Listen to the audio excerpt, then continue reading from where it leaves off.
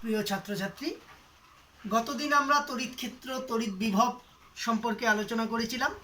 আজকে আমরা ধারকত্ব ও ধারক সম্পর্কে আলোচনা করব। তো প্রথমেই জেনে নিই ধারকত্ব কাকে বলে।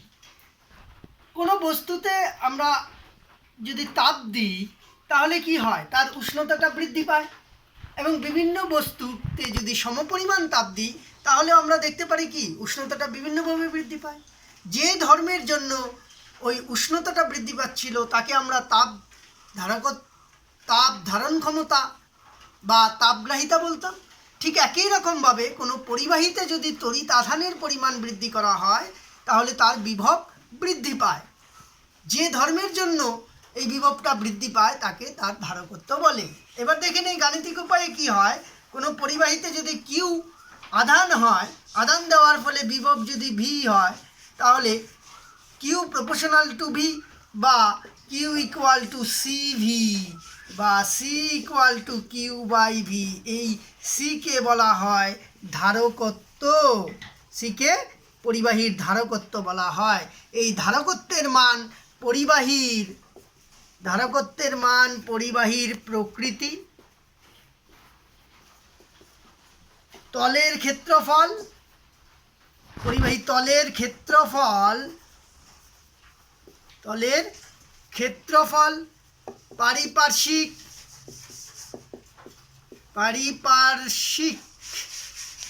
পারিপার্শ্বিক মাধ্যমের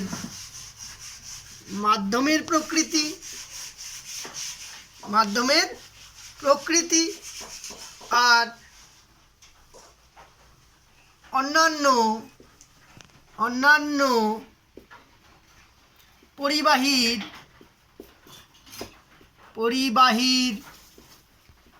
উপস্থিতির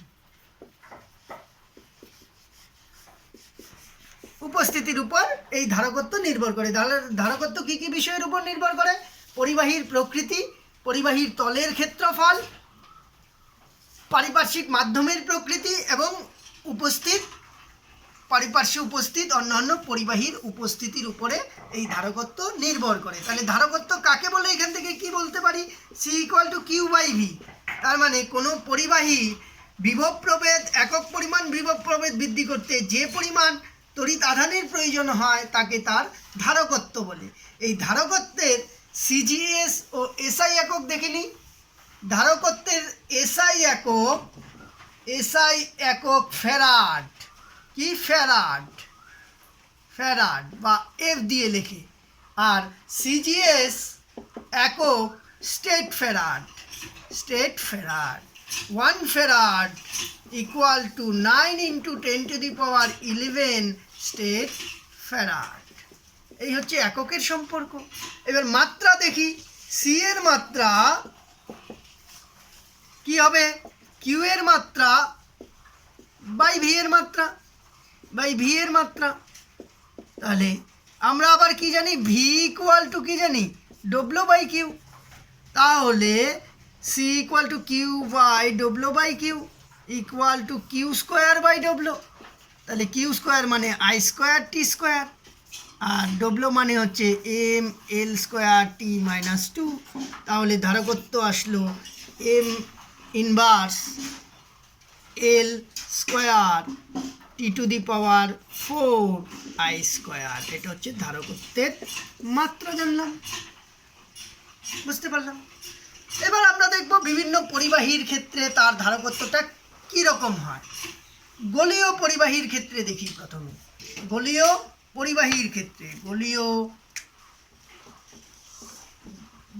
পরিবাহীর ধারকত্ব নির্ণয় দেখব। ধারকত্বের রাশিমালা ধরি। আর ব্যাসার্ধের একটা গোলাকার গোলীয় পরিবাহী যাকে কিউ আধানে আহিত করা হলো, কিউ আধান দেওয়া হলো। তাহলে তার বিভব কি হবে? ভি ইকুয়াল টু, যদি বায়ু মাধ্যমে হয়, 1/4πε0 কিউ বাই আর হবে। সুতরাং ধারকত্ব C equal to Q by V equal to Q by 1/4πε0 Q by R equal to 4πε0 R হবে ধারকত্ব। 1/4πε0 এর মান আবার নির্দিষ্ট, 1/9 ইন্টু 10⁹ আর।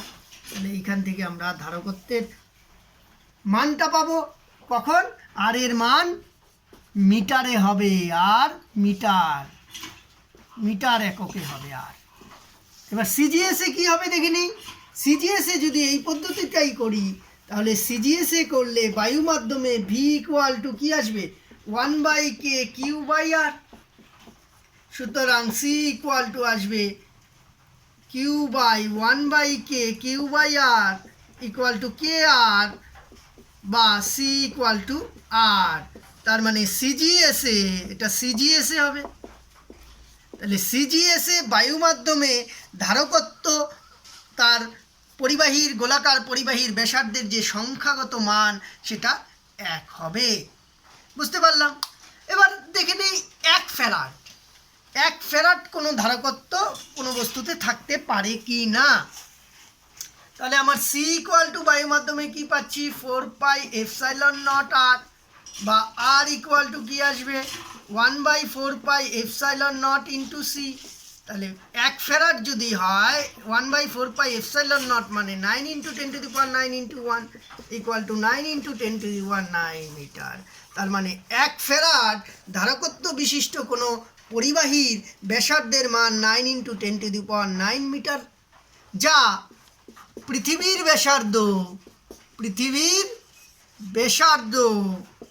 ব্যাসার্ধ কত 6400 কিমি মানে 10⁻³ এত মিটার, মানে হচ্ছে 64 ইন্টু 10⁵ বা এটাকে যদি 6 করে দিই তাহলে পয়েন্ট এত মিটার পৃথিবীর ব্যাসার্ধ, যা পৃথিবীর ব্যাসার্ধ এত এর চেয়ে বেশি। তাহলে বাস্তবে কোনো পরিবাহীর ধারকত্ব 1 ফ্যারাড সম্ভব নয়। বুঝতে পারলাম। এবার আমরা দেখি যে এই যে ধারকত্বের ফলে সঞ্চিত শক্তি কি হয় কোনো পরিবাহী। এবার ধরে নিই যে ভি বিভবের মধ্য দিয়ে ডিকিউ পরিমাণ যদি একটা আধানকে ভি বিভবের মধ্য দিয়ে নিয়ে যাওয়া হয় তাহলে কৃতকার্য ডিডব্লিউ ইকুয়াল টু কি আসবে কিউ ইন্টু ডিভি। তাহলে মোট কার্য W equal to integration 0 to যদি কিউ আদান হয় ভি ডি কিউ, আবার ভি ইকুয়াল টু কি কিউ/সি, বা ডব্লিউ ইকুয়াল টু আসবে integration limit 0 to Q by C D Q. তাহলে 1/সি বাইরে আসবে, কিউ ডি কিউ এর ইন্টিগ্রেশন করলে কি আসবে কিউ², কি আসবে কিউ²/2 0 টু কিউ। তাহলে এটা ইন্টিগ্রেশনের যদি মান বসাই তাহলে 1/2c বাইরে থাকলো, তাহলে কিউ² - 0 ইকুয়াল টু হাফ কিউ²/সি। এটা হচ্ছে সঞ্চিত শক্তির রাশিমালা। তাহলে আধানে সঞ্চিত শক্তি বা স্থিতিশক্তি বলে দিই যে কিউ আধানের জন্য সঞ্চিত স্থিতিশক্তির রাশিমালা। স্থিতিশক্তি সমান কি আসলো হাফ কিউ²/সি ইকুয়াল টু, এবার যদি কিউ এর মানটা বসাই হাফ c²v²/সি, হাফ cv² লিখতে পারি বা হাফ কিউ ইন্টু ভি লিখতে পারি। এই হচ্ছে তাহলে সঞ্চিত স্থিতিশক্তির যে রাশিমালাটা ই ইকুয়াল টু কি লিখতে পারি হাফ কিউ²/সি equal to half cv² equal to half Q V. এই রাশিমালাটা আমার মনে রাখতে হবে। বুঝতে পারলাম। এবার আধানের বণ্টন দেখব। আধানের বণ্টন দেখে নিই আধানের বণ্টন কীরকম হয়।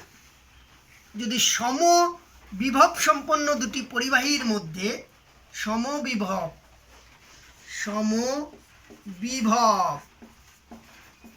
সম্পন্ন পরিবাহীর মধ্যে আধান বণ্টন কীরকম হয় দেখব। ধরি এ বি দুটা পরিবাহী, এ আর বি দুটি পরিবাহী যার ধারকত্ব C1 C2।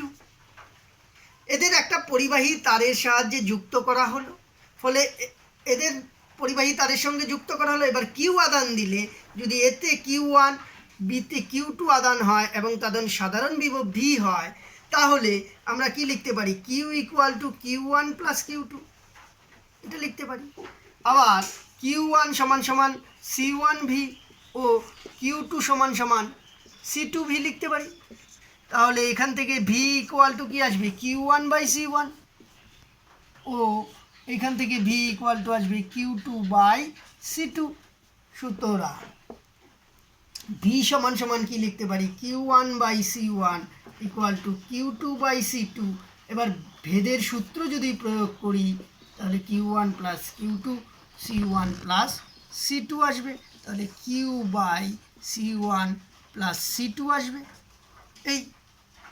এবার এইখান থেকে আমরা Q1 একটু মুছে দিচ্ছি ছবিটা। Q1 কি আসবে?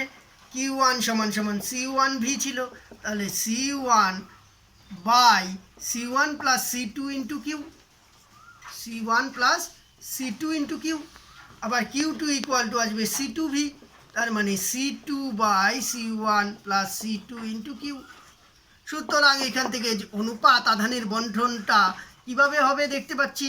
অনুপাত যদি করি তাহলে C1 বাই C2 হবে, তার মানে Q প্রপোর্শনাল টু হবে C। তাহলে আধানের বণ্টন তার ধারকত্বের সমানুপাতিক।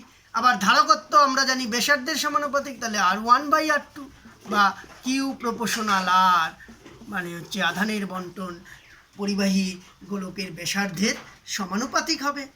এবার আমরা দেখে নিই যে তার তলমাত্রিক ঘনত্বের অনুপাতটা কী হবে। σ1 বাই σ2 যদি করি তাহলে আমার কি আসবে? Q1 by 4 pi R1 square by Q2 4 pi R2 square আসবে। তাহলে এইখান থেকে Q1 by Q2 into R2 by R1 আসবে। তাহলে Q1 বাই Q2 মানে কি? R1 বাই R2 স্কোয়ার আসবে। R1 by R2 into R2 square by R1 square, cancel করলে R2 বাই R1 আসবে। তার মানে sigma proportional to 1 by R। তার মানে তলমাত্রিক ঘনত্বটা কী হবে? তার ব্যাসার্ধের ব্যস্তানুপাতে পরিবর্তিত হবে। তাহলে এই হচ্ছে সমবিভব সম্পন্ন পরিবাহীর মধ্যে আধানের বণ্টন এবং তার ব্যাসার্ধের সঙ্গে তলমাত্রিক ঘনত্ব বা আধানের বণ্টনের সম্পর্ক আমরা দেখতে পেলাম। এবার বিষম বিভব সম্পন্ন পরিবাহীর ক্ষেত্রে আধান বণ্টন কী হবে? বিষম বিভব যদি থাকে, বিষম